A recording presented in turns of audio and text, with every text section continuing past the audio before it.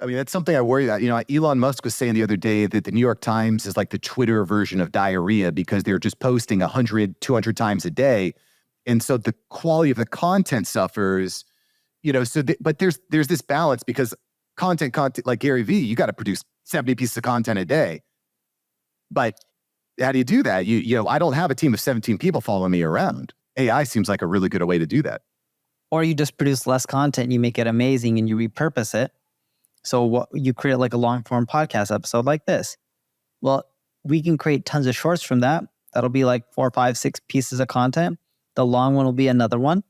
And then what we could also do is we can transcribe them into a few different articles, right? So maybe you got a few more pieces there. We can also take some of the quotes in this podcast episode, make them some images and some cool stuff. You'll probably produce 10 to 15 pieces of content just from this one 30-minute podcast episode. That's how you scale it up. And as you get better, you can take the Gary Vee approach and start hiring more and more people. But at the beginning, repurpose. Yeah, repurposing is what I'm all about. That's why most podcasters quit, is they underestimate how difficult it is to create all the content. Thanks for watching Mark Savant Media. Here we're going to help you create better content in less time and turn that attention into income.